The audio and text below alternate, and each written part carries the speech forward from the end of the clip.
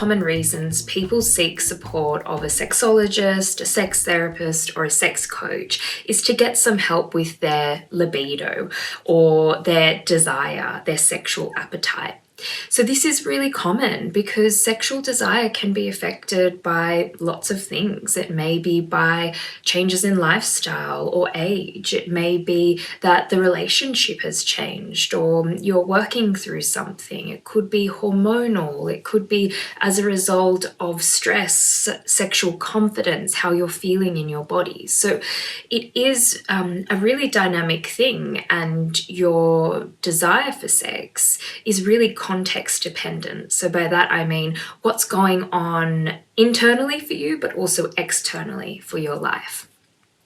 It's also something that I really like to work with because when I support people, we see some changes really quickly. That comes down to some basic education and information around what desire actually is. So when I'm working with people, I like to teach them about the two types of desire. So the first type of desire being spontaneous desire. Essentially, what that refers to is your spontaneous urge for sex that seemingly feels like it comes out of nowhere, that you may have a fleeting thought or a feeling and you think, sex would be a great idea right now. So that is one way of experiencing desire, spontaneous, and I think we see that a lot in movies or in porn, or we hear these stories from friends that refer to their desire as being spontaneous. But that's just one way of experiencing desire, and there is another, and that's responsive desire.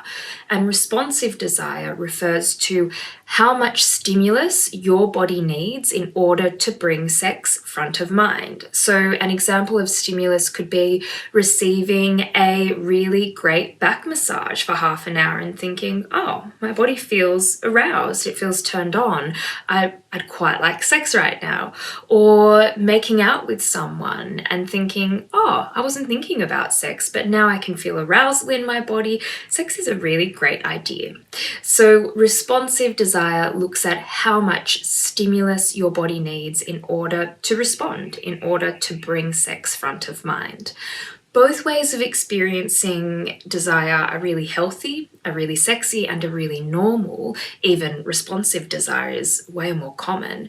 But because we have this idea that when you like or love or you're in a healthy relationship with someone, you should just be spontaneously wanting or desiring sex all the time, people don't really understand that it may not work that way for them. So perhaps get a sense of what you're relating to at the moment. Are you relating to more spontaneous desire or more responsive? You can certainly relate to both at the same time. And I think the other thing that is really important when we're speaking about desire is looking at mismatched libido or desire discrepancy, which essentially refers to when someone in the relationship desires sex a different amount. And I think this is a really common thing as well, that because our desire is affected by so many different things, as I already identified, it could be internal or external factors, that it's pretty tricky for you to desire sex at the exact same rate or amount as your partner would want it. So in any relationship, it's likely that there will be stages of someone wanting it more or someone wanting it less. And this is pretty common. So rather than self-diagnosing yourself as having low libido, instead, I think there are a few things that you can do to maybe learn more about what you need to create the context for a great time. So the first thing would be to talk about it. And I think that this can be easier said than done, but some great communication skills to identify the concern you may have and address it. So this could be saying something like, hey, I've noticed that we're not having sex as often, and I wonder what would be a good time to discuss this with you. Or I've noticed in myself that I'm not really wanting sex as much, and it's a really important part of my life. So I wonder what we could do to create the context for more desire. So finding ways to work through this together. The next piece would be identifying your libido baseline. And essentially what this means is figuring out your normal.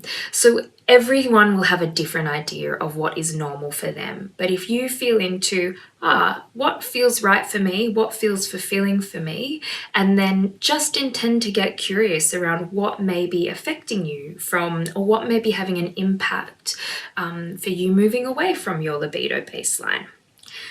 The next piece that could be really useful is to work on that distinction between spontaneous and responsive. Have you been expecting that your body should be responding in a certain kind of way, but perhaps you're not receiving the amount of stimulus that you want or need?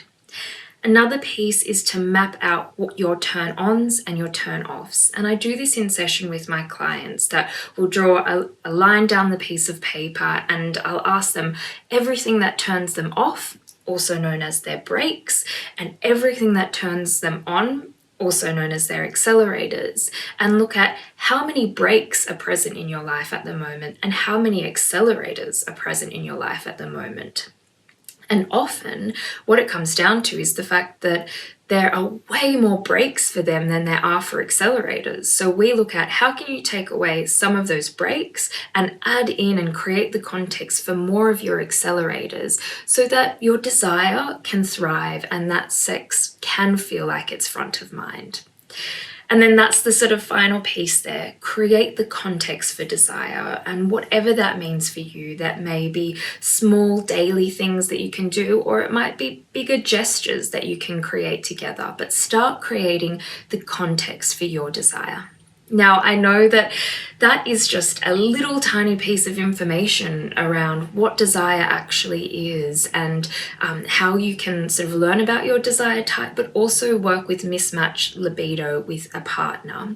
We have so much information on this in Normal's course, The Modern Guide to Sex. It is an online video course where we get deep into these areas. So it is free for anyone who is a university student and is 18 plus, and there are so many activities and inquiries that you can do on your own or with someone else if you're wanting to explore desire more.